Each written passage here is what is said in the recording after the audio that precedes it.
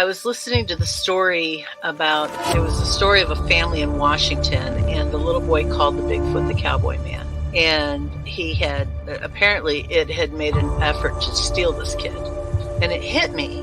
My children were in that playpen behind me with nothing but a mosquito net over them. It could have crept up behind me and taken both of my children, and I wouldn't have known. Father just got like a Mustang or something from Wyoming, okay? He had it out in the corral because he couldn't put it in the barn in the stalls with the other horses. It would kick and made all the other horses nervous. Had a Seminole Indian working the horse, trying to break it every day. So they had it out in the corral. This skunk ape snuck up behind this horse and grabbed it on its hind quarters. This particular horse kicks out, jumps over the corral, runs into the pasture, to get away. At this point, the rancher's out there just blasted away with the 30-30. Skunk ape runs into the swamp. I went up there one day after that, or 2 days after that. I went up there and sat in the silence up there, and I'm telling you, man, it was free. It was crazy. There was a crazy vibe up there still. I did what I could to kind of get things under control, but I told her, I said, you need to get off this property. I feel like no matter how strong you are, it's almost like standing in the ocean. You can't stand still without moving your feet. You're going to get knocked over eventually, no matter how strong, whatever. You can't withstand a barrage of weird spiritual energy.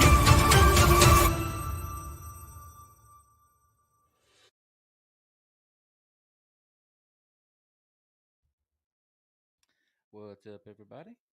Welcome back to another short story here on Paranormal Odyssey. This one today, well, first off, may I ask everybody, hit that subscribe button, please. If you haven't done so already, you don't mind, I sure would appreciate it. Straightened up there. If you have had an encounter and would like to come on and share it on an episode with me, I'd love to talk to you about that. Shoot me an email to Wayne at paranormalworldproductions.com. That's the first step. All right. Today we are going to be talking about a truly, truly tragic event. One that I'm familiar with. I've done my fair share of looking into this story. I was not ever aware of it, wasn't made aware of it until I started looking into Bigfoot.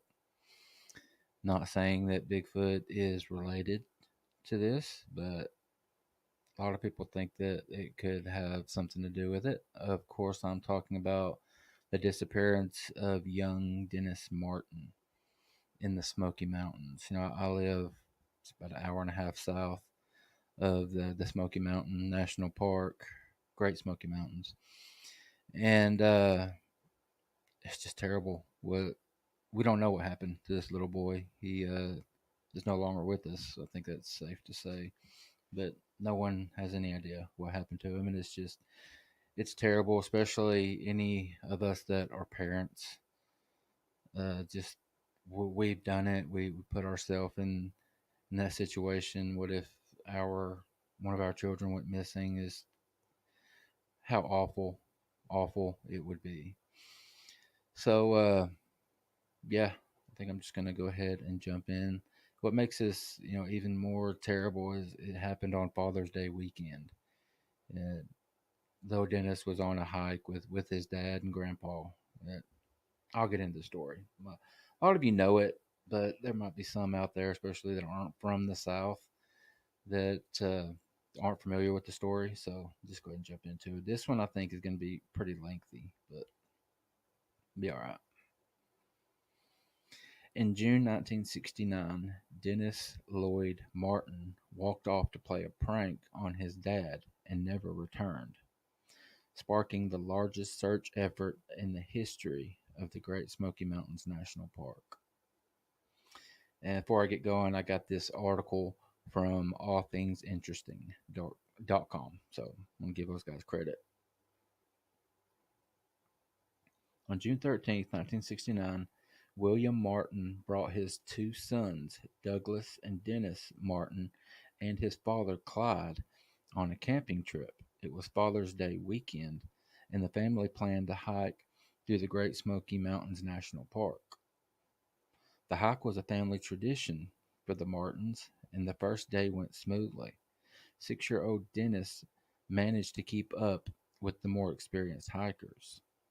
The Martins met up with family friends on the second day and continued to Spence Field, a highland meadow in the western Smokies popular for its views.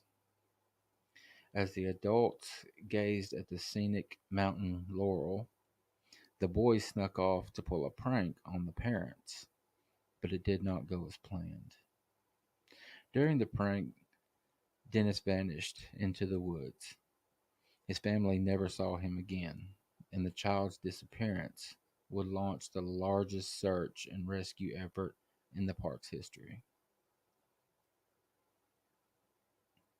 Dennis Martin was set off on the hike wearing a red t shirt. It was the 6-year old's first overnight camping trip. The youngest in his family, Dennis must have been excited to go on the annual Father's Day hike in the Smoky Mountains. But on the second day of the trip, tragedy struck. On June 14, 1969, the hikers reached Spence Field. After meeting up with another family, Dennis and his brother split off with two other boys to play together. William Martin watched as the children whispered a plan to sneak up on the adults. The boys melted into the forest, though Dennis's red shirt stood out against the greenery. Soon the older boys jumped out, laughing, but Dennis was no longer with them. As the minutes ticked by, William knew something was wrong. He began calling for Dennis, confident the boy would respond, but there was no answer. The adults quickly searched the nearby forest, hiking up and down several trails looking for Dennis. William covered miles of the trails frantically, calling for Dennis. Without radios or any way to communicate with the outside world, the Martins came up with a plan.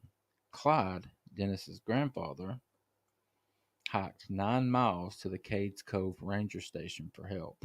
9 miles. Wow. When night fell, a thunderstorm moved in.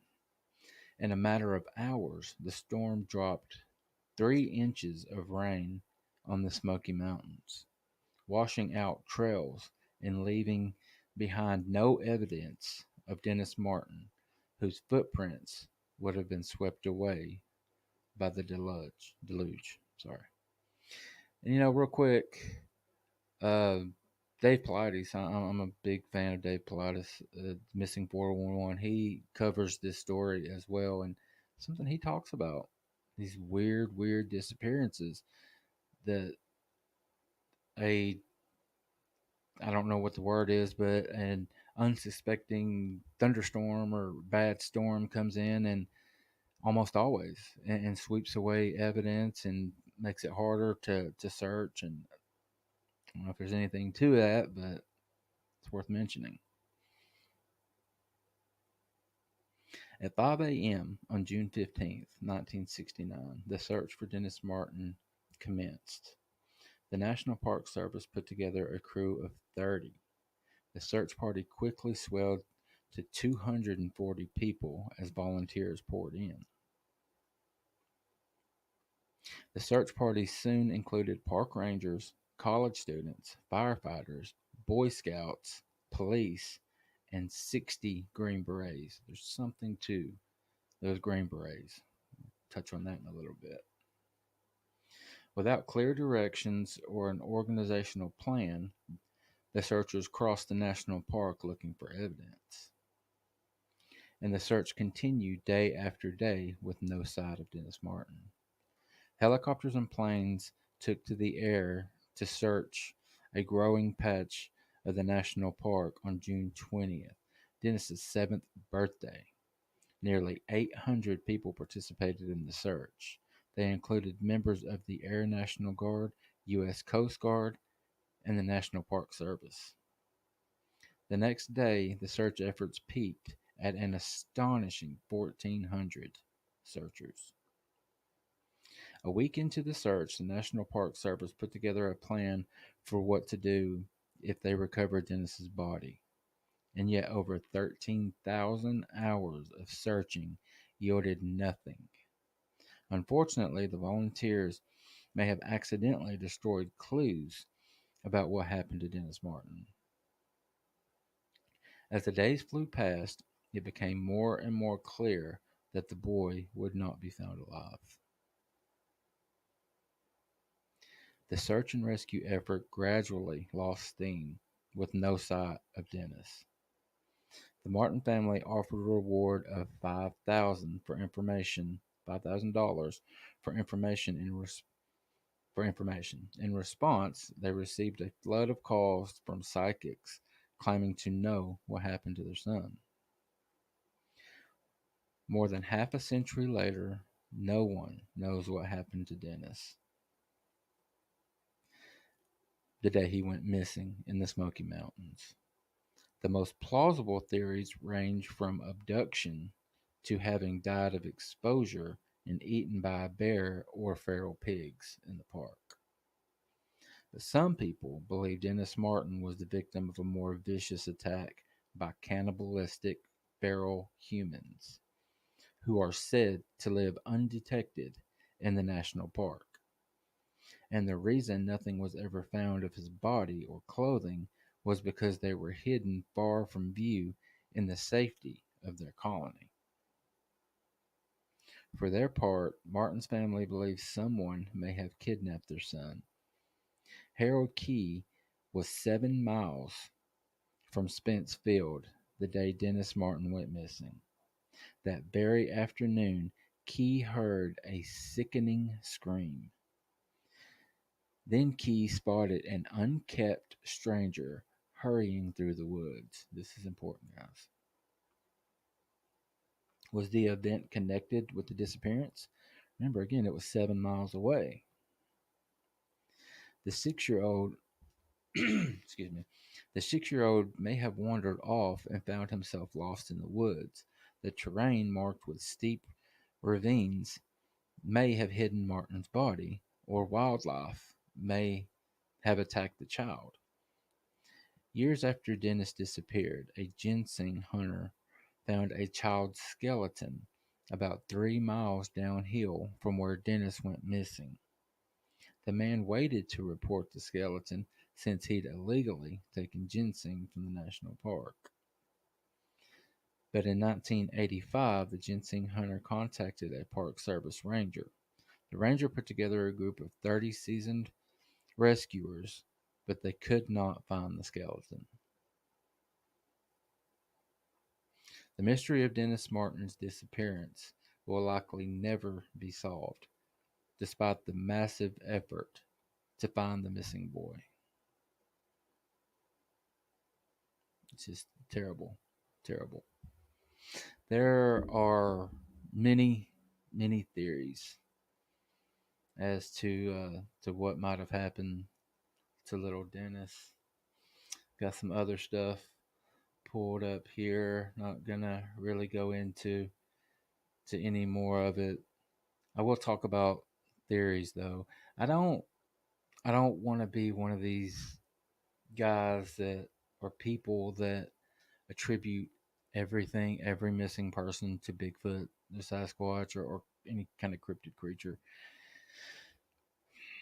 I don't know. This one just feels different, and I wish that article would have touched more on the Key family. And again, guys, my goal is not to give all the information because there's a ton of information about this story that's out there. My goal is to introduce it to people that aren't familiar with it, or people that heard about it in the past, maybe rekindle some interest and look into it a little bit further.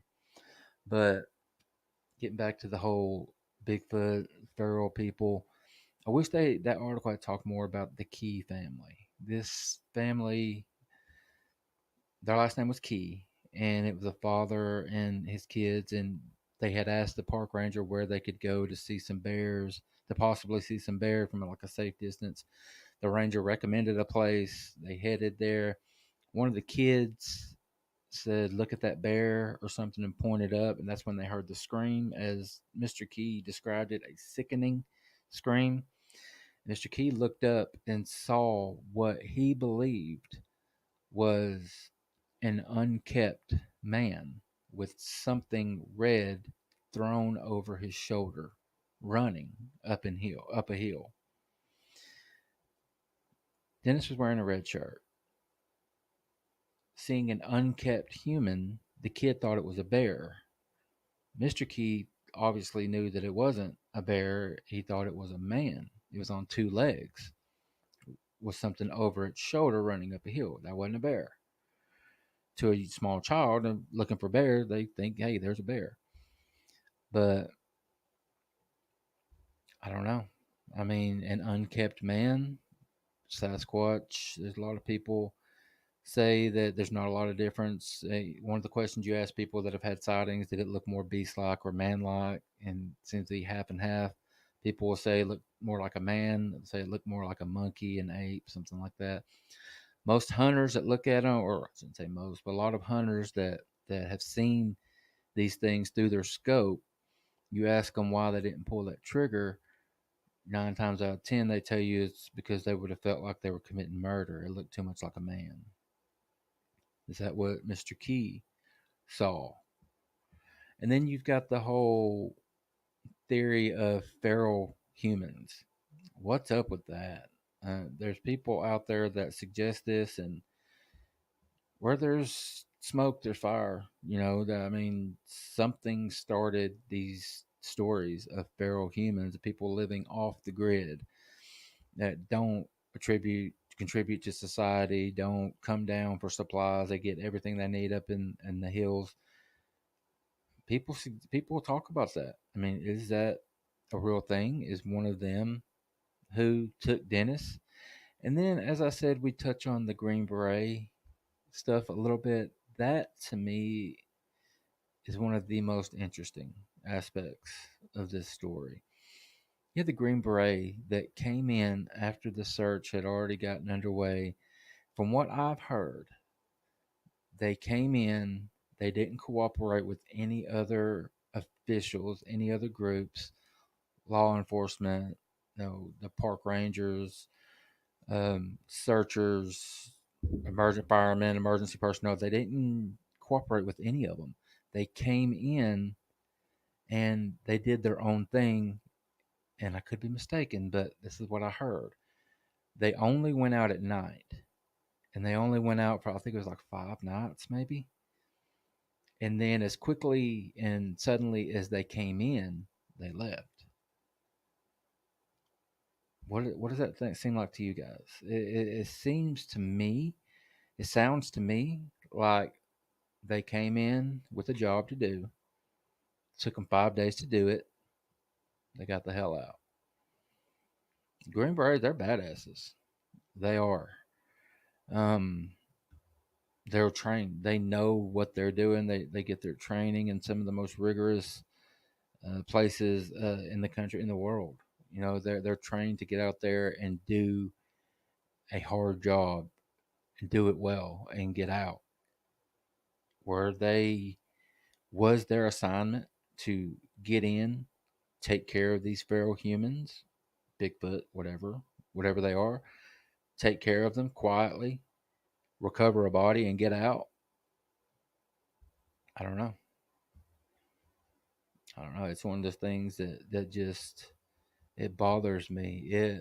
I can't get this story out of my head. I don't know if it's the dad in me, if it's that I live so close to the park, that I love the Smoky Mountains. I love the Gatlinburg, the small town at the foot of the Great Smoky Mountains, Gatlinburg, Pigeon Forge on the Tennessee side. I love that area. I've been going up there on vacation with my family since I was a child. It's the very first vacation I ever went on. Mom and Dad took us to Gatlinburg for a week, or Pigeon Forge. I go up there literally once or twice a year. Jordan and I go up there all the time. We take the kids, rent a cabin up there. It's beautiful. There's a lot to do, but as beautiful as it is, it's just marked with tragedy. So many people go missing in that beautiful place. It's scary. And for a young boy, 6 years old, just wandered off from his dad, playing a prank and having a good time, trying to scare his daddy on Father's Day, and to never be seen again. I mean, how does that happen? How? I don't know. I don't get it. There are so many more questions than there are answers.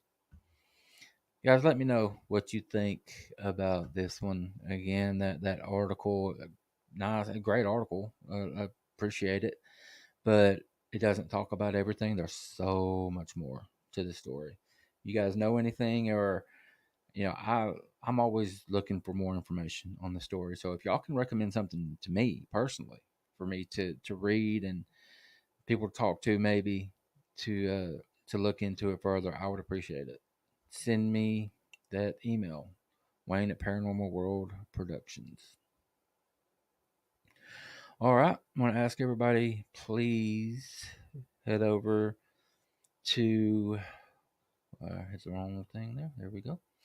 ParanormalWorldProductions.com. Check out the website. Pick up some merch. I'd like to see some folks in some Paranormal Odyssey t-shirts and hoodies out there. Pick up something from Sasquatch Odyssey, True Crime Odyssey. Show some support for your boy Brian and your boy Wayne. We would appreciate it. All right.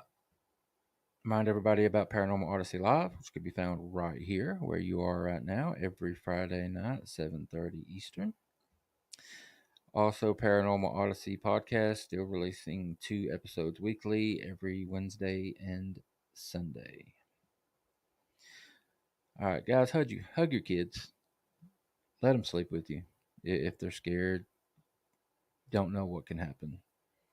They could be taken from you at any time. Y'all be good to each other. Be good to yourselves, and we'll see you later.